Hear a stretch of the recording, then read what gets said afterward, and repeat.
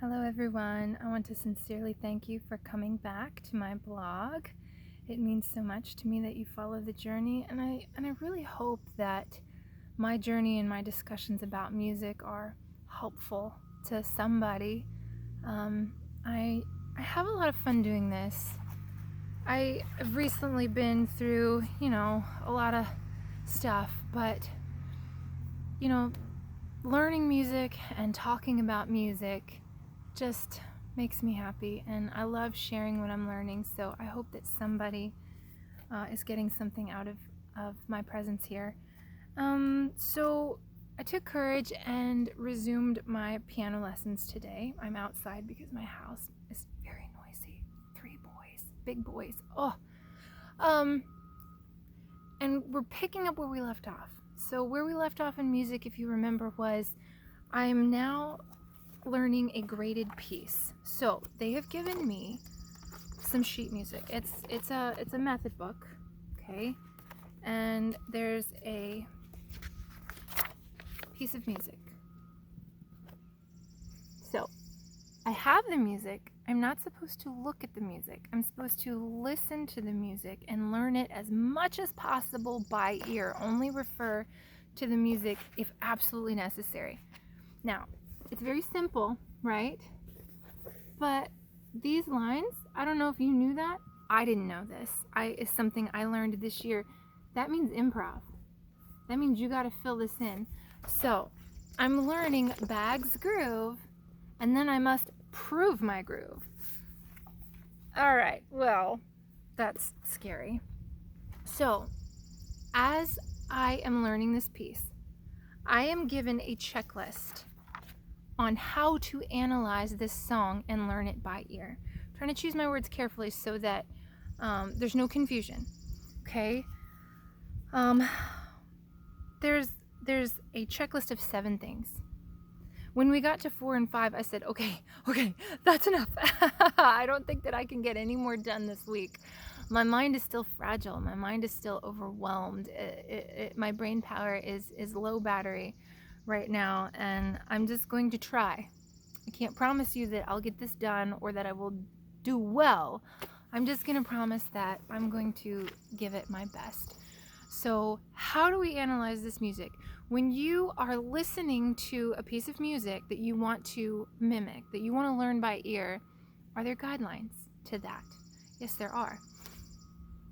Have you ever taken a song? Let's say, for example, somebody's guitar music or somebody's piano music. And have you ever taken it and tried to break it apart and hear maybe what's going on the left hand versus what's going on in the right hand? Or in guitar, listen for those solo moments, and then when the solo ends, how do you fill in the space before the solo picks back up again? When you break those apart, we're analyzing music. We're learning how to imitate that. And this is hard. Jazz is hard. Why did I have to pick jazz? Because it's hard. And as I read through this checklist of things that I'm supposed to do, I begin to wonder, do I really have it in me to learn this? Can I really do this?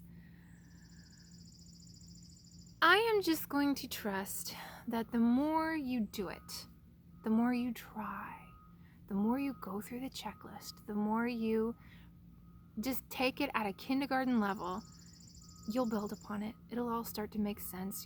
You'll start to just suddenly know where your fifths are, where your thirds are, where your sevenths are. I'm still struggling with that. Like, not so much for a particular chord, but when switching chords. Like, if I'm playing in the key of C, I know where my sevens are in that key, but we're in close relation to one another when you're switching from your C to your F, or your C to your G, or your G to your D. You know what I mean? Like, where are the thirds and sevenths as they're closely related? You know what I mean? So that, just playing random notes way off separate from each other on separate sides of the keyboard. I hope that makes sense. Anyway, let's go back to our checklist. First thing I'm supposed to do is count the length of the song.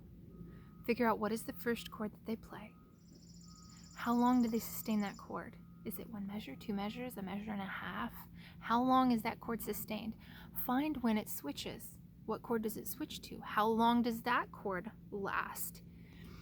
Now, she has given me the permission to play chords to see if I can figure out what chord it is, when it changes. Obviously, if I'm playing a chord and it clashes with what I'm hearing, that's not the right chord. And, you know, I'm somewhat familiar with chord progressions. I think I can handle that. So let's get a general idea of the chord progression, how long those chords are lasting. And I feel like that's going to be a challenge to count that timing. That is going to be so good for me. That is really going to be good for me. The next step, number 2, is to learn the bass line. Learn it by listening to it. Listen to it enough to where I can hum it or sing it, right? Bum bum bum bum bum bum bum. You know, you can hear it. And of course, if you can hear it and you can sing it and you've got it memorized, you can take it to the piano and find out where those notes are. But I'm supposed to listen to it, memorize it, hum it, sing it. Then, they've worded this kind of confusing, but I think what they want me to do is not necessarily play the bass line, just memorize the bass line, and from the bass line, start filling in those chords.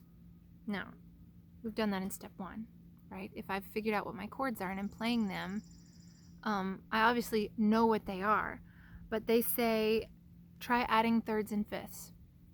Just that terminology is so intimidating. I can literally figure out what chord I'm in and sit down and find the thirds and fifths, right? But then when it switches chords, where's the next nearest third or fifth, you know? Step 4 is to add those thirds and sevenths. And then embellish the chords melodically, rhythmically, start applying my own thing to the music. I'm assuming that's on the improv section, or maybe not. Maybe as I'm playing the music that they have, I can throw little melody notes in. I'm sorry, not melody, harmony notes. I can throw in some harmony notes with that melody note. Does that make sense? I think that is the assignment. I hope that I understand that correctly. So we're really just starting from the ground up.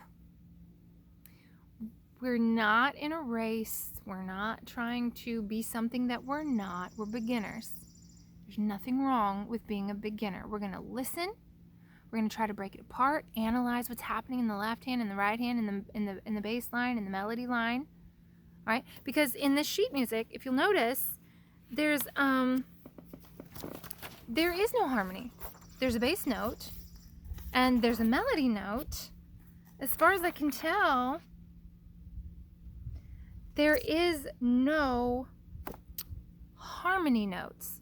So that's my job, is to pick when and where a third or a seventh might be appropriate and go ahead and play that eventually play it eventually.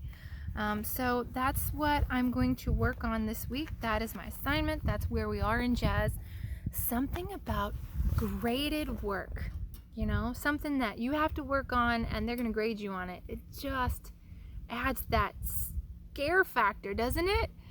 Any kind of test you have to take just adds this pressure to it. I'm glad to be back. But it's not easy. Like I said, my mind is just kind of overwhelmed at the moment. My life is pulling me in so many directions right now. And aside from the fact that I still have to be mom, I still have to be wife, I still have to be housekeeper, I still have to be hostess, I still have to be a good friend, you know, I feel my heart pulling me in a different direction. Temporarily, I guess, you know, because I love jazz and I want to give this my best effort. If it turns out that I really can't do this, at least I gave it my best effort. But at the moment, and I don't know what that is, I feel as though what I've already learned and what I already have to offer is needed somewhere. And I can't shake that feeling, but I've only got so much time to practice.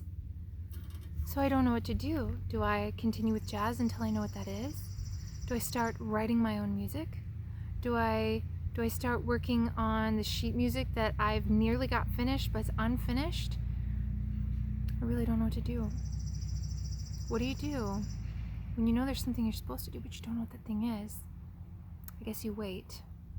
So I'll keep working on my graded piece for jazz, and as much time as I can carve out for my own music, I'll begin to work on my own music. The last video that I posted for you, I want to turn that into something. I want to take that doodle and turn it into a full-blown song, even if it's amateur. You guys, I'm getting over it. Like, it doesn't matter if it's not the same level as some professional. It doesn't matter. I don't know. Oh, this is where you're going to know a little too much about me, and it's kind of embarrassing, but I don't know if any of you have played Minecraft, okay? Yes, I play games with my family. That is the most basic music I've ever heard, but it is so soothing. It is so comforting. It just makes you want to play for hours. So never underestimate an amateur effort. It is going to mean something to someone, and I am desperate to do that. Right now, I have longing in me to not talk about playing, not learn to play, but to actually play, in the hopes that my existence here makes someone else's existence more bearable. You know? Help somebody press on. Anyway, that's where I am. Thank you so much for joining me. I appreciate it. Thank you for watching. I'll see you next time.